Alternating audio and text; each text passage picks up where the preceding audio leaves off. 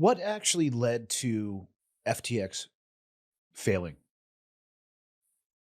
So in the summer of 2022, like crypto during the pandemic had been going crazy.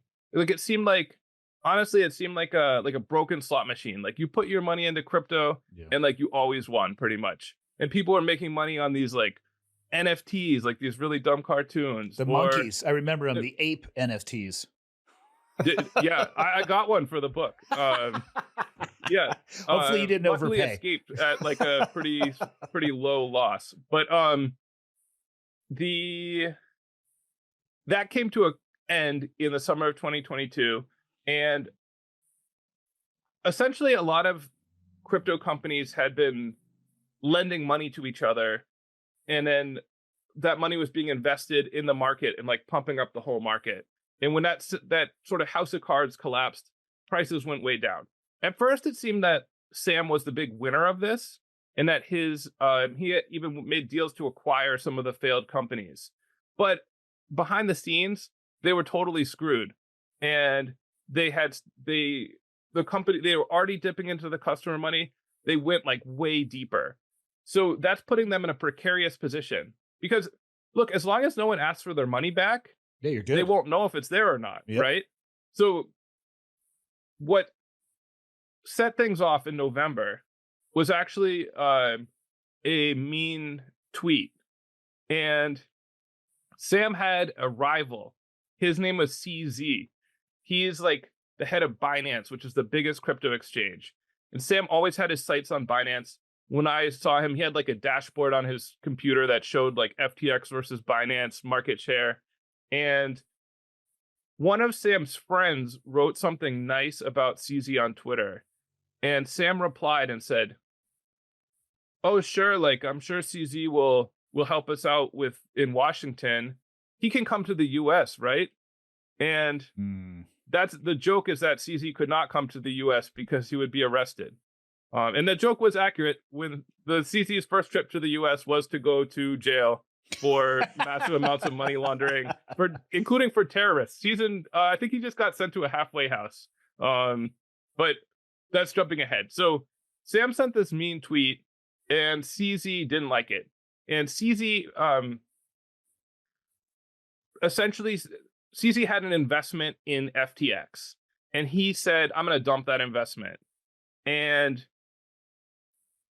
FTX there wasn't stock on the stock market, but it had a token that is a crypto token that was basically stock in FTX. And when CZ started selling, people saw the price of this token start to go down, and they started to worry about FTX's financial condition.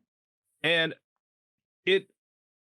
now if you got your money in FTX, your incentive is just take it out, because you could put it back in next month if FTX doesn't collapse. So assuming they have the money to give you.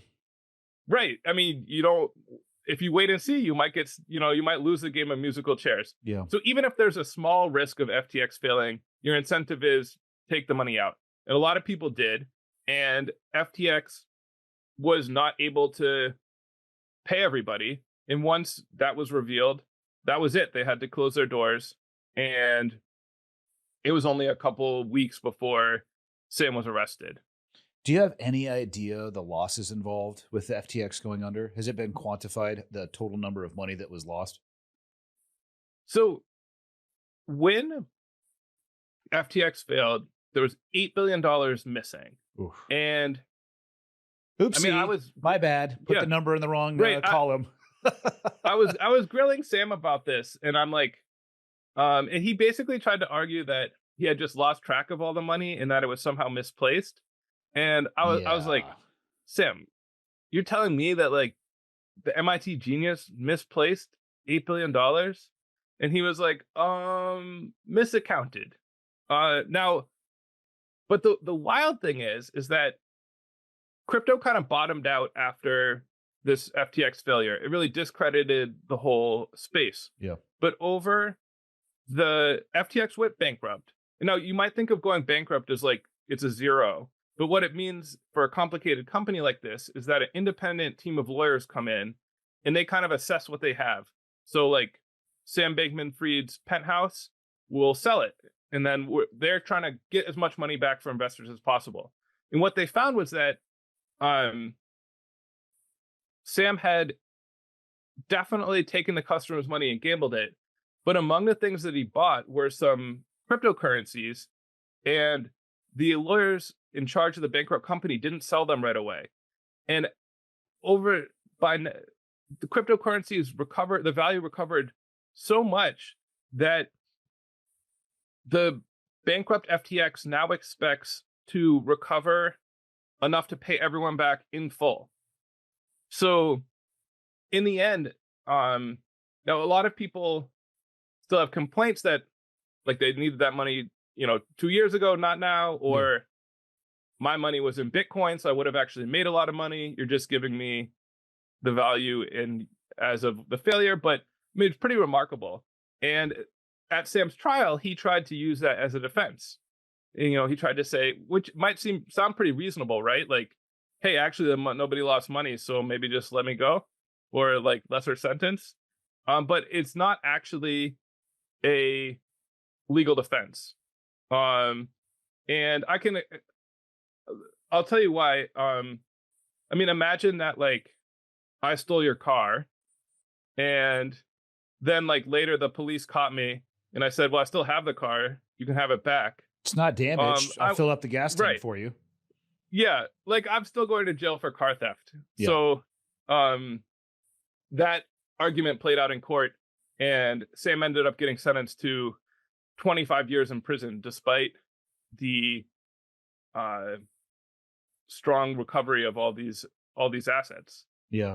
What's unfortunate about that particular case is I think we heard more about the notable and famous endorsers and celebrities that were associated with it, as opposed to the average everyday person that may have lost, fill in the blank percentage of whatever their investments were. Sure, some people, people do what they want to with their money, but some people maybe were investing for their future, for kids' college, whatever it may be. I do hope that they're made whole. That would be amazing. But you never hear those stories. You just hear, oh, Tom Brady was associated with FTX. What a piece of shit. It's to name one person among many. I have nothing against Tom Brady. He's the tallest, most handsome man I've ever met. But it's the smaller consumer seems to get lost in that arithmetic or in the spotlight often. And I wish that wasn't the case. I totally agree. And I think I would extend that to say that we hear these stories about crypto billionaires. And even after all that's happened, I think some people still think, okay, maybe, dog with a hat coin, that's a real coin. Maybe that is the next Ethereum or Bitcoin, and I will get rich if I buy it. Because we've heard all these stories about people getting rich off crypto. And I think the more typical story with crypto is like regular person puts in probably not that much money, but like some money to buy some coin they heard about somehow, and they lose some of it.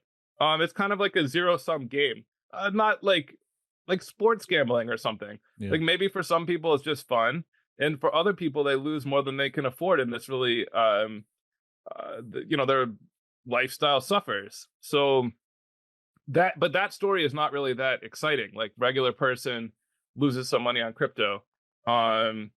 It's a lot more fun I was just at the most recent Bitcoin conference. There was a guy there wearing a weird gold mask, and people told me that he had made billions of dollars on Shiba Inu coin.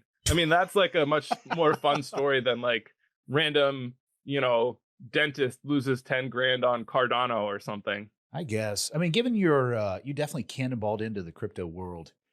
Are you bearish or bullish on crypto in general? So I am very bearish.